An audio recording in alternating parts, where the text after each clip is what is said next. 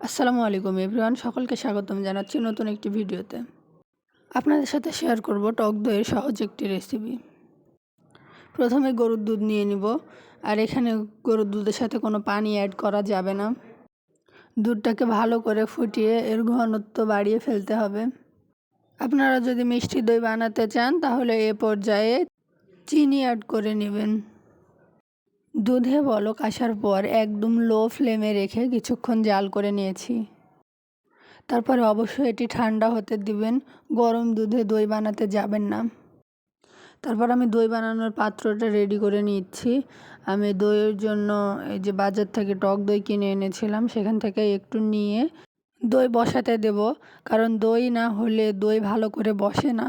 অন্য উপকরণও ব্যবহার করা যেতে পারে, তেঁতুল বা লেবু বা ভিনেগার, কিন্তু আমি দই বীজই ব্যবহার করলাম।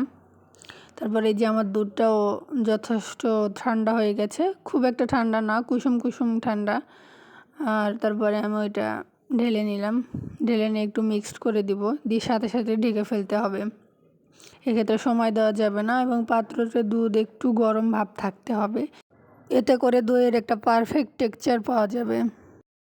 প্রায় 7 থেকে 8 ঘন্টা আমি রেখে দিই, এই যে এই প্যানটার মধ্যে রেখে দিয়েছিলাম। আমি যে পরিমাণ দুধ ব্যবহার করেছি তাতে এইটুকু দই আমার হয়েছে।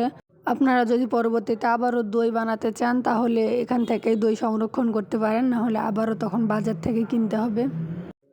আমি যেহেতু রেগুলার টক দই খাই সেহেতু এখান থেকে সংরক্ষণ করি, আবার অনেক দিন পরে হয়তো নতুন দই কিনে নিয়ে আসি, সেখান থেকে আবার বানাই, এইরকম করেই আর কি করি।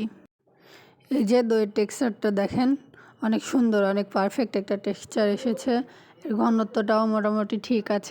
এইভাবে খুবই সিম্পল ওয়েতে ঝামেলাহীনভাবে বাসায় বানিয়ে নিতে পারবেন টক দই, যা স্বাস্থ্যের জন্য খুব উপকারী। ভিডিওটি ভালো লাগলে চ্যানেলটি সাবস্ক্রাইব করবেন।